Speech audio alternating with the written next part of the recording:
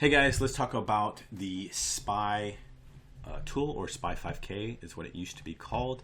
To jump into it, all you have to do is click on your product that we're working on. Is swivel hooks. Head on over to the competitor builder.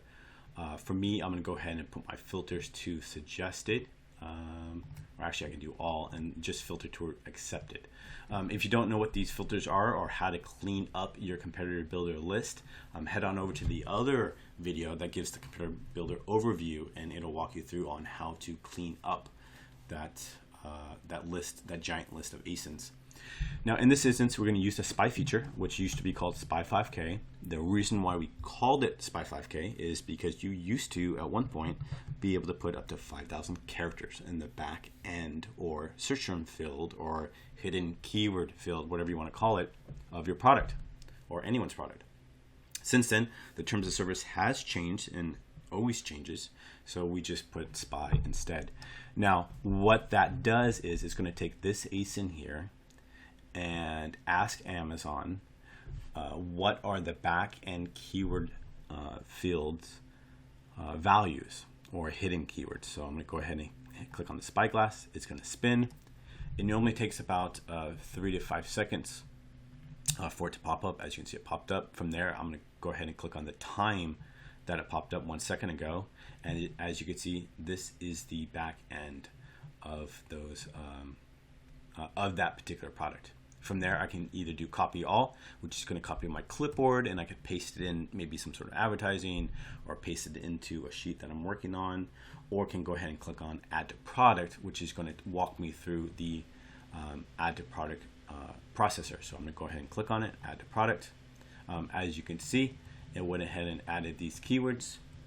The rough part here is that this person pasted in, this is, as you can see, this is search term 1, search term field 2, 3, 4, and 5. As you can see, they're very generic keywords, but you can get a kind of idea of some good keywords or bad keywords. This looks like maybe a brand name. S-hook looks like a great one. Some of these other ones I don't like at all. So this one I don't particularly like. I'm going to go ahead and just abort it. And there was another one that's a little bit better example. The person did a lot better job of setting up their keywords. So let's go ahead and click on this one right here. Yeah, so this person actually used a comma separator in between his keywords. So as you can see, each one is comma separated. I'm going to go ahead and add to my product. And as you can see, it is now on its own line. So this person's keyword would get still a lot easier. A couple of them I don't like though. I don't like flower basket. Hooks, I kind of like that one. Party hang, I do not like. Party stuff, no thank you, no thank you. Everything else looks pretty good, right? It's really along the lines of my product, and then from there I can go ahead and click on next and begin to clean them up very quickly. Let's just do it. As you can see, one of the keywords I already have in my listing. Another one I do not sook, I guess. I don't know what that is, but let's just roll with it. So I'm going to go ahead and improve those. As you can see, some of them already have, they match my decisions, so I don't have to make those decisions anymore. And there you go. I'm going to go ahead and finish. And now I just stole all of my competitors' back end keywords very quickly.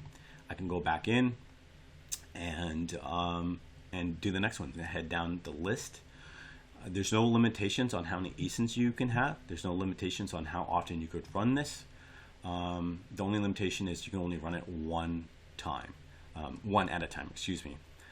I would recommend maybe running this every 3 to 6 months for your competitors. You don't have to do them all. Maybe identify your top competitors, and just to see if they're changing their listing and adding more keywords, and you kind of steal those. So hopefully that makes sense, and I'll see you guys in the next video.